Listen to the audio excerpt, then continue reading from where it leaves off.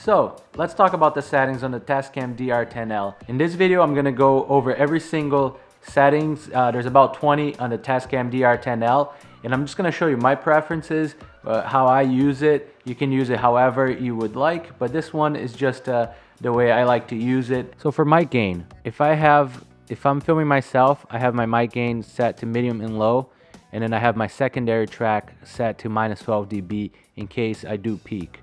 But if I'm doing someone else, I use the auto level. For low cut, I have it on. If I'm outside, I'm definitely gonna have this on, especially filming weddings. If you're indoors, and you have a quiet room, you can definitely shut it off and you get a much better audio. But for outdoor, windy, rumbling noises, I have my low cut filter on. Number 3, limiter. I have mine set to on, and that's just a safety. I know this is a digital limiter, but it's a safety nonetheless, so I have mine set to on. Number 4, auto level, and this is what we were talking about on the first one on mic gain.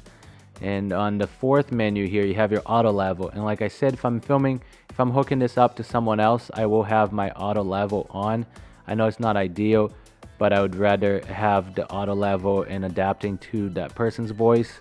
If I do have time, I'll test it out and get the best settings, but if not, I'll just do auto level and you still get great audio.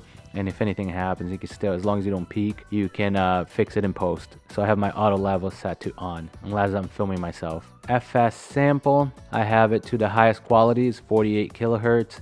Trust me, for audio, you always want to record as good of an audio as possible. It really does not matter as far as how much storage you have available. 32 gig will be able to record at the highest setting. So I have mine set to 48 kilohertz. Bit rate also to 24-bit because I want it the highest quality. And like I said, there's plenty of storage in 32 gigs, so I always have mine set to 24-bit. 7, file type. And as you can see here, I have mine set to mono, and it works great for what I do. Number 8, dual recording, and I have mine set to -12 dB, and this is in case I do peak and there's an issue with the audio. I have a safety track at -12 dB.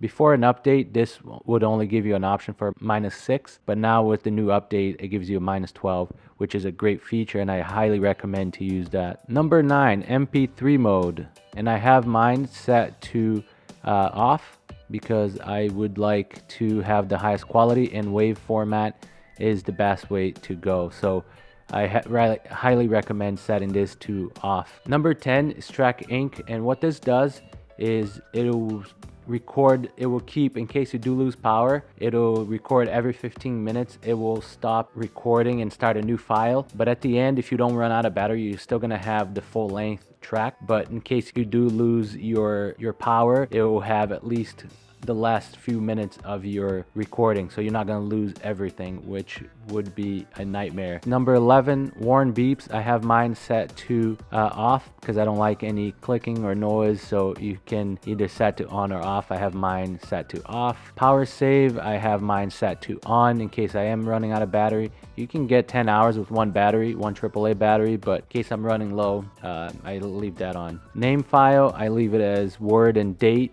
And I usually, before I start my recording, I say, so if it's like, for example, I'm recording the groom or the bride, I'll say groom's mic or bride's mic or whatever the person is, so I can remember it later. So to me, this really doesn't matter that much, but you do have an option here if you would like to change. File name, you can also change that here if you would like. I just leave to the standard.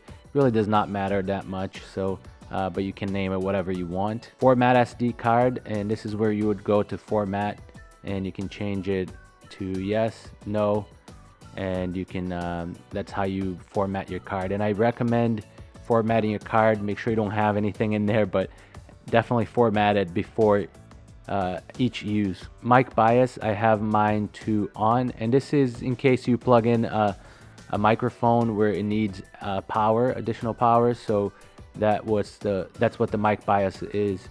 So there's no issue in leaving it on and off, so I just always leave it on in case I do have a microphone that needs power. Number 17 is battery type, and you have alkaline, and you can get lithium ion batteries, and I have alkaline batteries now, so I have it set to that, and that just, the Tascam DR-10L is able to keep track of how much battery you have left depending on what type of battery you have. So You might want to check and make sure you have the right settings on this one if you want to know how much battery you have left. Number 18 is date and time. Definitely want to fix this before you get started, and this is how you would do it right here. Definitely set your date and time. It's huge. System initialization. You can reset your system here and all the menus. I do not want to do that, so I'm going to get out of it. And then this is just the version information you have, and this is, I have version 2, which is with the new update. So that's where you go to check whatever version you have. And then here it just goes back. So you have about 20 settings on this. You definitely want to go through these and make sure you have the right settings. These are just my personal settings. You can use it for whatever it is that you want to. Thanks for watching. If you like this video, hit that like button, subscribe if you haven't already, and I'll see you in the next video.